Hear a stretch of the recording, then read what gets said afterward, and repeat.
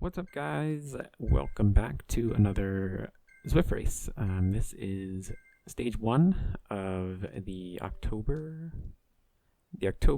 monthly race series. This is Race Watopia on the Beach Island Loop, and this is the C category. And I actually don't know a whole lot about this loop. I know from the course profile it looked pretty flat. So at the beginning, I was a little excited, I think, because flatter courses, I think, end in bunch sprints, and there's no I was gonna say there's no risk of a breakaway, but there's definitely risks of breakaways. But it generally ends in a bunch sprint. Unfortunately, I kind of wasn't feeling quite my best. I think I'm getting a little sick. It's a little bit achy, and just not feeling up to it today. But gave it a shot. Gave it a shot anyway. So the goal, as always, is to just kind of stick with this front group, and I do kind of an okay job for the first little while. It's not until we kind of hit one of the first little rises, little hills, I think, whoa, yeah, I'm really not feeling up to my best. It was a struggle to stay on this front group. I felt like they were really pushing for most of the race, and you'll see in a little while. I do kind of the first laps. This is 2 laps of the Beach Island Loop. Each was about almost 8 miles or so per lap. And I hang on for the first lap. Towards the end of the lap, you'll see me doing a little bit of the pain dangle at the end. Just trying to hang with the group. But I don't quite make it. Spoiler alert. I do get dropped in the beginning of the second lap, I think.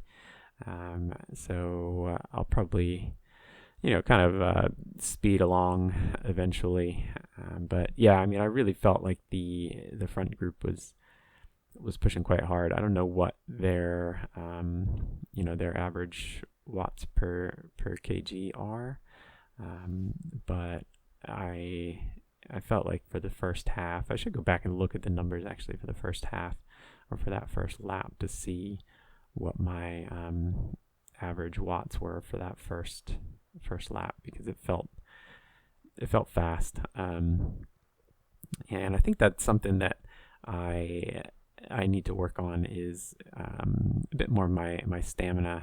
So I think that I probably have the power, but I can't keep it for very long. So one of these weeks or months, I should really start kind of a structured training plan to kind of improve my my stamina, just to to be able to do these slightly longer efforts. I think the 20-30 minute races, I'm probably okay, and that shows here too. I think it's about the total time, I think for me, was about 40 minutes. And the first lap I was okay, so the first 20 minutes or so I was all right, but it's the second lap where it just all sort of catches up to me. So yeah, I think that that's going to be the long-term plan. I'll probably look at some sort of structured training plan for that stamina. But in the meantime, I will we're sort of getting into the first lap, so I will speed this along a little bit, and you'll see me kind of start to drift towards the back, and then we'll pick it up probably at the end of the end of the race.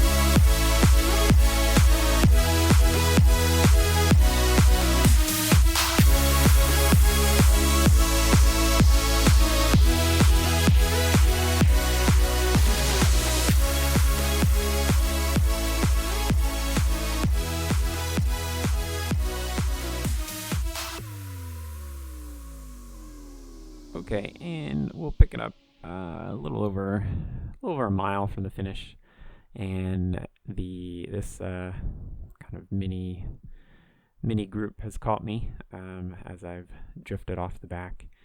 So the front group there, I think they finished like maybe a minute and a half or so up the road, which as sort of frustrating it is for me not to be able to hold that, because that's always kind of my goal for the race, is to hold that front group.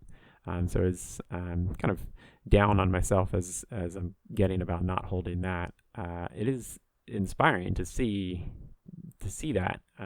So I think a lot of people think like, oh, it's not fair, they should be B category or whatever, but it's inspiring just for myself to be able to see people like me, kind of same category, same what I would consider fitness level, I guess, to be able to to hold that for a long period of time. So it is inspiring.